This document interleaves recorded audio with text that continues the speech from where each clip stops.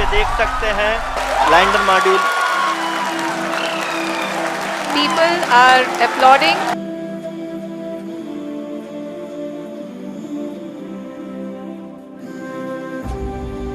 आदरणीय प्रधानमंत्री जी, sir, we have achieved soft landing on the moon.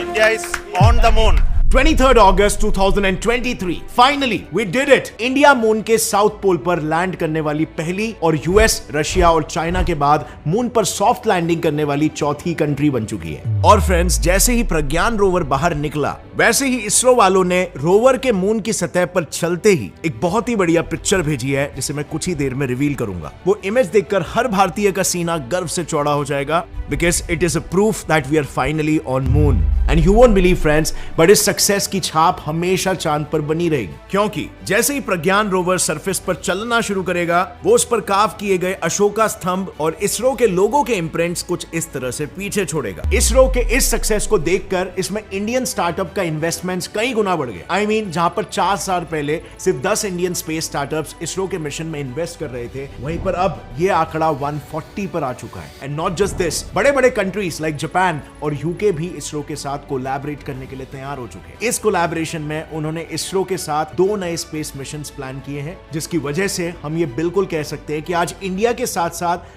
बाकी सभी कंट्रीज को भी इसरो पर पूरा भरोसा है।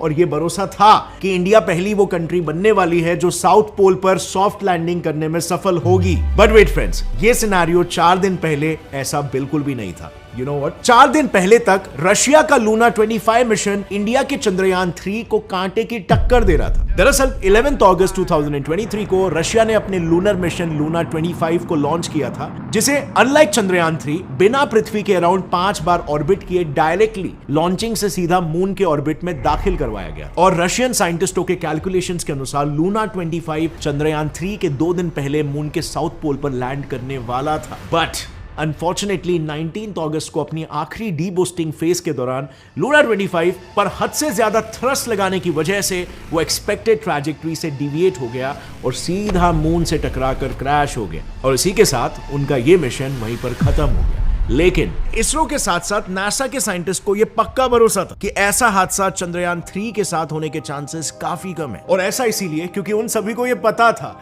कि रशिया की तरह हड़बड़ाहट में स्पेस में अपनी पावर दिखाने के लिए इंडिया ने यह मिशन को लॉन्च नहीं किया है, बल्कि चंद्रयान 2 के फेलियर के पीछे जिन जिन वजहों का हाथ था, उन सबको समझकर सॉल्व करके चंद्रयान 3 को लॉन्च किया गया है काम एंड कंपोज्ड मैनर में। सिंपली स्पीकिंग, इसरो ने इस बार फुल प्रूफ प्लानिंग की थी, जिससे कि सक्सेस के चांसेस इस मिशन में बिल्कुल हाई हो। जब भी इसरो ऐसे स्पेस मिशन करता है या इंडिया टेक्नोलॉजी में आगे बढ़ता है, तो हम सभी भारतीयों का गर्व से सीना चौड़ा हो जाता है। लेकिन आज के तारीख में भी बहुत ही कम भारतीयों में असल में एक वैज्ञानिक दृष्टिकोण है। विज्ञान एक ऐसा माइंडसेट है जो किसी भी भारतीय की और पूरे भारत की तकदीर बदल के रख सकता है। लेकिन कितने कम लोग हैं जो इसमें असल में रुचि रखते हैं, इस दृष्टिकोण को अपना के अपने लाइफ के प्रॉब्लम सोल्यूशन में मदद लेते हैं। Well, very less, because Bharat में इन जनरल साइंटिफिक टेम्परामेंट नहीं है और इसी चीज को हम मिलकर बदलना चाहते हैं फ्रेंड्स। और इसीलिए हम सब साइंस लवर्स मिलकर एक मिशन पूरा करने के लिए निकल पड़े हैं, मिशन साइंटिफिक भारत। इस मिशन के बारे में डिटेल में मैं आपको वीडियो के एंड में बताऊंगा, but for now let's continue with the topic. Full proof planning का सबसे इंपॉर्टेंट स्टेप था टेस्टिंग, जहां मिशन के सभी इंस्ट्रूमेंट्स को उनके वर्किंग कंडीशंस के हिसाब से अलग अलग लेवल्स पर टेस्ट किया गया था। और इसमें सबसे पहले इसरो के साइंटिस्टों ने विक्रम लैंडर में फिट किए गए सभी सेंसर्स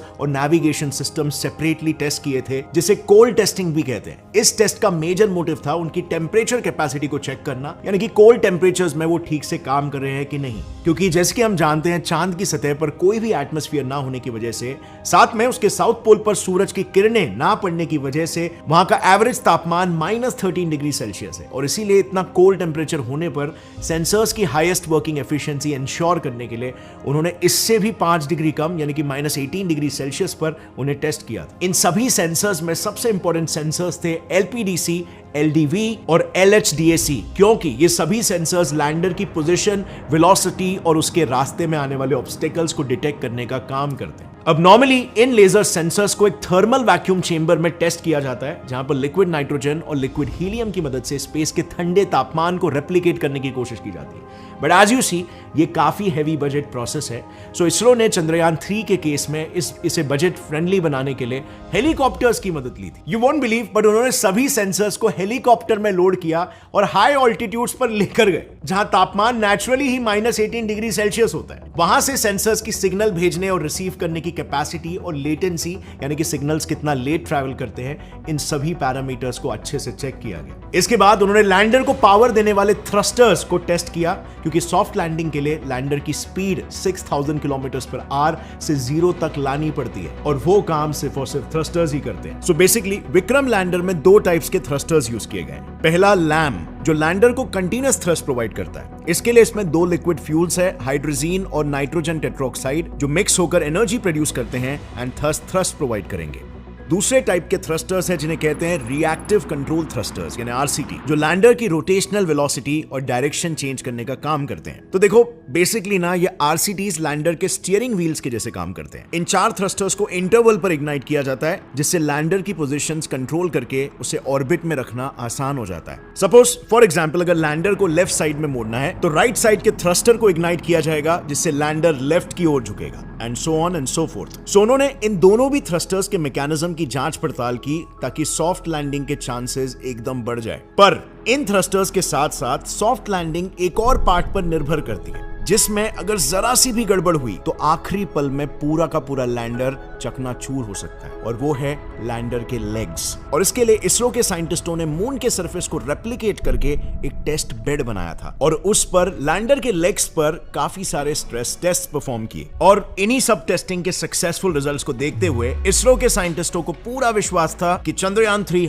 100% सक्सेसफुल होगा, और वही हुआ भी। उनकी फुल प्रूफ प्लानिंग सक्सेसफुल रही। उनके प्लान के अकॉर्डिंग जैसे ही लैंडर मून के ऑर्बिट में सरफेस से 745 किलोमीटर ऊपर आया, उसने सबसे पहले मून के सरफेस को स्कैन किया और एक परफेक्ट लैंडिंग स्पॉट को डिसाइड किया। जैसे ही एक लैंडिंग स्पॉट डिसाइड हुआ, लैंडर ने 1.6 किलोमीटर पर सेकंड की स्पीड से सरफेस से 30 किलोमीटर तक डिसेंड किया। यहां पर उसके सभी इंजन्स इग्नाइट हुए और लैंडर धीरे धीरे करके मून की सरफेस के करीब ट्रैवल करने लगा। इसी दौरान लैंडर के आरसीटी थ्रस्टर्स ने लैंडर को लैंडिंग स्पॉट पर लैंड करने के लिए सही डायरेक्शन में अलाइन किया। मून सरफेस से 7.5 किलोमीटर की दूरी पर फिर एक बार लैंडर पर लगे कैमरास और सेंसर्स ने यह इंश्योर किया कि everything is ready for the big moment. और फिर जैसे ही उन्हें सब कुछ सही होने का सिग्नल मिला, लैंडर ने फिर से एक बार मून के सरफेस की ओर अपनी जर्नी फुल कॉन्फिडेंस के साथ शुरू कर दी। और फिर जैसे ही वो सरफेस से महज 800 से 1300 मीटर दूर था, उसमें लगे कैमरास ने सतह की पिक्चर लेना शुरू किया, सेंसर्स ने डेटा कलेक्ट किया, और ऑन बोर्ड कंप्यूटर्स ने इन डेटा को प्रोसेस करके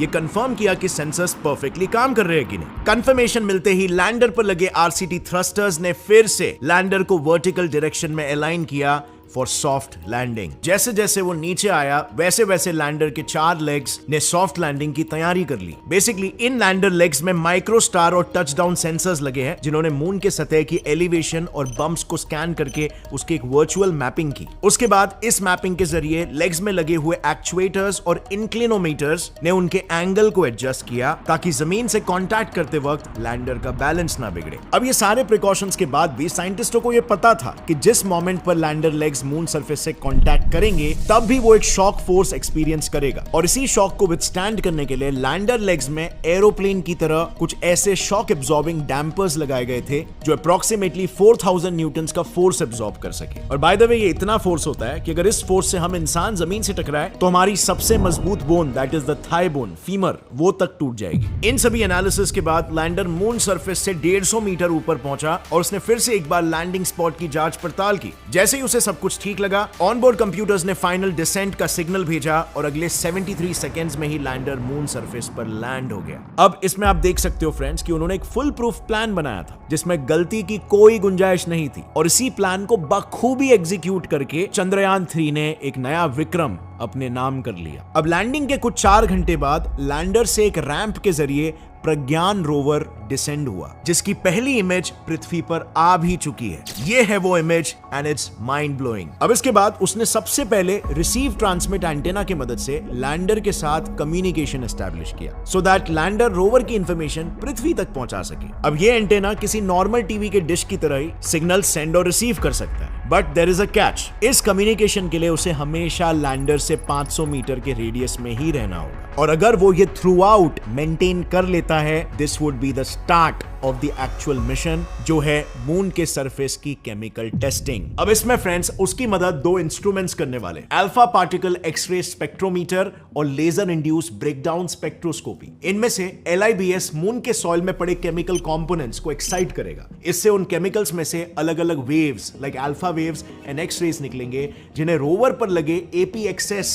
फिर डिटेक्ट करके उन्हें अलग अलग कंपोनेंट्स के स्पेक्ट्रम्स के साथ एनालाइज करेंगे, ताकि मून के साउथ पोल पर सॉइल का कंपोजिशन क्या है इसका पता लगाया जा सके। खैर ये तो वक्त ही बताएगा कि चंद्रयान 1 के मून पर पानी ढूंढने के बाद अब चंद्रयान 3 मून पर क्या नया खोज निकालता है। Well whatever be the case, इस सब के पहले ही कई सारे स्पेस सुपर पावर्स इसरो के साथ कोलैबोरेटिव मिशंस प्लान कर रहे हैं इस सक्सेस के बाद, जिसमें से टॉप और लेटेस्ट स्पेस मिशन है Japan aerospace exploration agency JAXA और इसरो का लूनर पोलर एक्सप्लोरेशन लूपेक्स। इसमें लैंडर बेसिकली इसरो की टेक्नोलॉजी से बनाया जाएगा और रोवर और लॉन्च व्हीकल JAXA का होगा। इसके साथ ही IIST बैंगलोर और कैम्ब्रिज यूनिवर्सिटी मिलकर इसरो की मदद से एक्सो वर्ल्ड्स नाम के एक प्रोजेक्ट को लॉन्च करने वाले हैं, जिसमें एक्सो प्लैनेट्स के एटमॉस्फेयर को स्टडी किया जाएगा। और ये सब कुछ इसीलिए मुमकिन हो पा रहा है क्योंकि इसमें इसरो के साथ साथ कई सारे प्राइवेट इंडियन स्टार्टअप्स का भी कंट्रीब्यूशन है। ये स्टार्टअप्स ये पूरे के पूरे इंडियन स्पेस इकोसिस्टम को डेवलप कर रहे हैं और इनमें फोर फ्रंट पर है companies like Skyroot,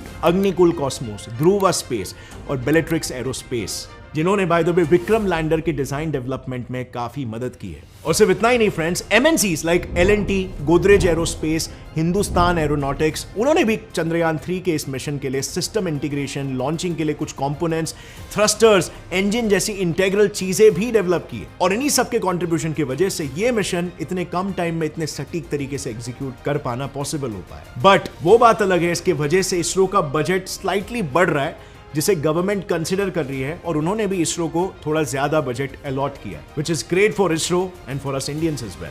may be ये बजट इंक्रीमेंट थोड़ा पहले आया होता तो इसरो आज के तारीख में काफी सारे बड़े माइलस्टोन्स भी अचीव कर पाया होता। अब फ्रेंड्स, जब भी इसरो ऐसे की माइलस्टोन्स को अचीव करता है, इसमें हम सभी भारतीय गर्व फील करते हैं, और क्यों ना करें, क्योंकि वैज्ञानिक और टेक्नोलॉजी किसी भी देश का बैकबोन होते हैं। लेकिन अनफॉर्चुनेटली आज हमारे देश में लोग साइंस को सिर्फ एज अ सब्जेक्ट देखते हैं, जबकि विज्ञान कोई सब्जेक्ट नहीं बल्कि एक माइंडसेट है। एक ऐसा माइंडसेट जो इंसान को और इंसानी सभ्यता को तरक्की के मार्ग पर लेकर जाता है।